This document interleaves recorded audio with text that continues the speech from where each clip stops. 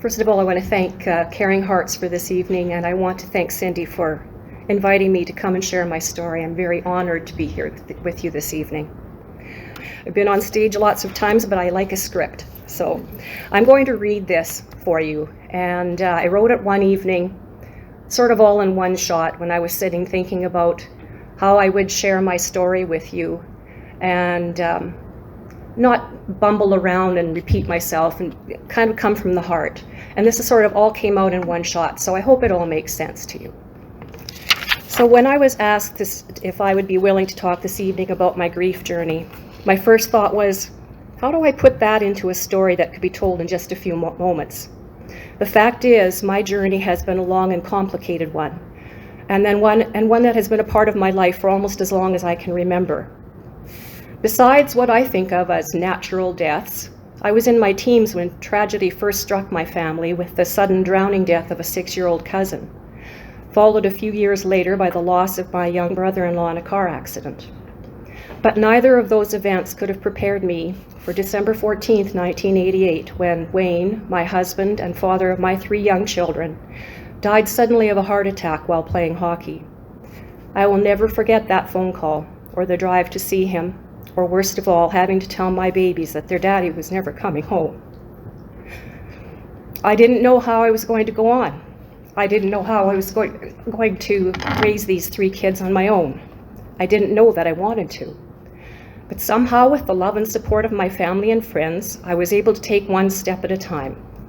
At first, because I had to, and as time went on, because I was able to. That Christmas came only days after I buried my husband, and I remember the crushing weight of grief and very little of Christmas, except for the love from my family, both mine and his, and watching my children numbly going through what should be one of the most beautiful and joyful days in the year for children. But we did get through it, and the day after that, and the next, and the next. And then one day, I met someone whom I affectionately refer to as my knight in shining armor, who came into my life, as he loved to tell the story, in the back of a moving van. It's not quite as it implies, but we were helping my sister to move, and through mutual friends, Lance and I actually did meet that way. Actually, it was more like meeting Robin Williams in person, because he was funny, silly, impulsive, full of stories and jokes, full of life. To me, he had the most amazing voice, and he could sing Elvis tunes so that you really weren't sure if perhaps Elvis was actually still in the building. And you never knew what nationality was going to be delivering a punchline or a dad joke or an ad-lib performance of something that sparked his imagination. His energy and his spontaneity and his ability to live in the moment were amazing to see, and I learned so much from him about living life every day in the moment, and doing for others and caring for others, watching him always put the needs of other people ahead of his own. I think of him as my knight in shining armor, in that I fell in love with this man after I thought I would never ever feel that again, or perhaps allow myself to be able to feel that. But I did love again, and I did feel hope and joy again, and I'm grateful for many years, amazing, exhausting, wonderful years with him. I know I am who I am today, at least in part because Lance came into my life. I was able to be his support, as he had losses of his own over the last few years, including that of his mother and father. It was so hard to watch this man who seemed to be so in love with life also grieving, as we all must do when we lose people that we care about. Truthfully, it is part of all of our lives, and it certainly was a part of ours. He was with me as my own grief journey continued and became more difficult in the last 3 years or so, as I lost a young niece and mother of 2 little girls to breast cancer. And shortly afterward, my dear father-in-law, Wayne's dad, who for some reason I thought would just live forever. And then my sweet, sweet mother, after a courageous battle with lung cancer. I never imagined a world without her in it. I don't suppose many of us actually imagine living in a world without our parents until it actually happens. I didn't. I thought, how much more can I take? I don't think I can do this anymore. But Lance was by my side, and our families supported and loved one another through it all. And so I went on again, one step at a time. Our community also suffered a great loss in early April 2018 when a young man who had grown up in Strasbourg and whose family was well known and loved died tragically in the Humboldt Broncos bus crash. It rocked our community to its core. The whole world took notice, and it affected each one of us deeply.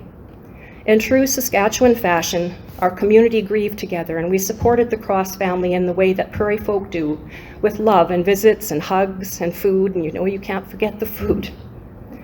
In true Lance fashion, he organized rides to the rink for people in the overflow of vehicles that would be unable to park at the rink where the service was being held, and did what he always did, jumping in and helping to make sure others' needs were met and help where and how he could.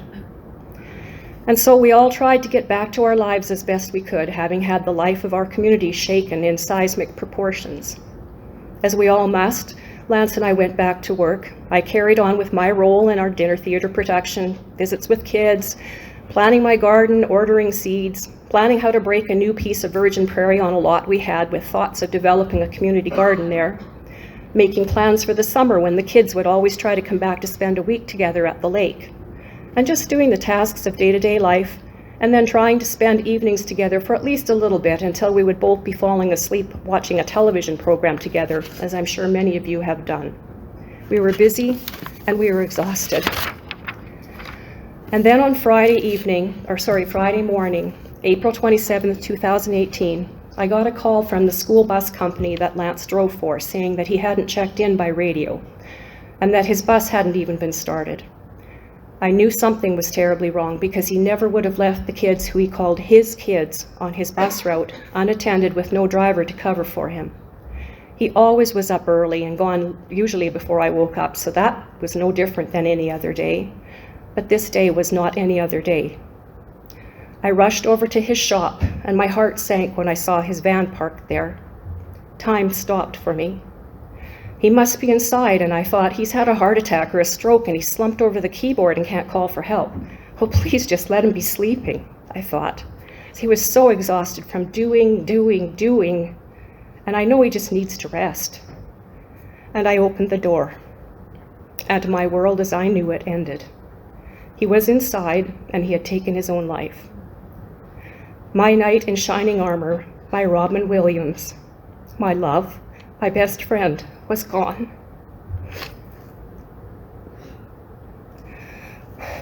He had taken his own life, and with it he took mine. And I had to tell my children again that their father was never coming back.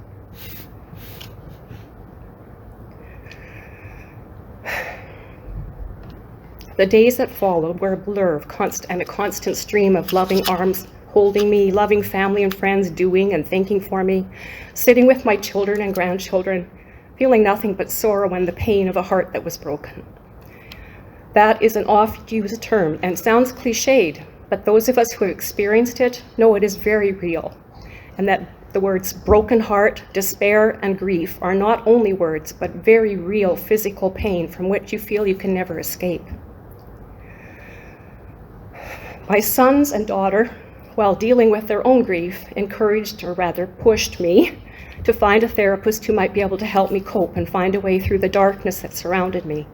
And I was so blessed to have found one in Cindy. For I was in a place of darkness that was threatening to overwhelm me. I was struggling with guilt, disbelief, a sense of betrayal and pain so all-encompassing that I felt little else. Struggling with even wanting to let go of the pain, for how could I allow myself to even think about being happy again, enjoying a moment with children or friends, seeing beauty in the world, when Lance wasn't there to enjoy it with me, when the person I thought would share the rest of my life was forever gone from it. Wouldn't it be disrespectful to his memory to be okay? Wouldn't having a future of my own mean that the past with him, our past, was meaningless? I struggled with allowing myself to think in any other way. Only with therapy and loving support was I able to recognize that I must give myself permission to think that I was valuable enough to have a future, to allow myself to live again, to hope to be happy again. I know that without the support and loving assistance of my incredible family and friends and a wonderful community, I wouldn't be here today. These amazing people helped me to once again find a way to put one foot in front of the other and not give up. It's a much used platitude, I know, but I've discovered that many of the old sayings really do offer good advice. I put one foot in front of the other. I took one breath at a time, 1 minute at a time, 1 day at a time. And some days I fell back and I wasn't sure I could take one more step, one more breath, do 1 more minute, 1 more day. But I did. I did because for me, the other choice was unfathomable. Give up on my children, give up on my grandchildren, give up on my family, my friends? No. I thought my life was over when Lance died, and that life, the life that we had together, was. But my life, Vicki's life, isn't. Not by a long stretch. And so I gave myself permission to have hope for the future. I have to tell you about another day that I will never forget. I don't remember the date, but I do remember the moment as clearly as if it were happening right now. I was visiting with my 40-year-old little grandson, who was a baseball fanatic, clearly already skillful, dedicated, and intensely determined to be the best batter and pitcher in history. We were playing in their backyard, and I was pitching to him. Well, not so well, actually, but he was very forgiving, and when he hit my rather poor pitches, they often went over the fence and out of the yard. He was laughing, and I was laughing at him, laughing at me, and when I jumped aside out of the direct path of what would have been a line drive that would have taken me out if it had hit me, he roared with laughter, and I laughed until I was out of breath. And I suddenly felt a strange flutter in my chest. For a fleeting moment, I thought, is this an asthma attack? Although I don't have asthma. Or is this how a heart attack starts? And I stopped, and I was still for a moment. And I realized it was something I hadn't felt in a very long time. And I'd forgotten what it felt like. It was joy. It was purely and simply joy. Not just a word, as real a physical sensation as grief was, but oh so wonderful and awe-inspiring. I could feel again. Something other than heartbreak and grief.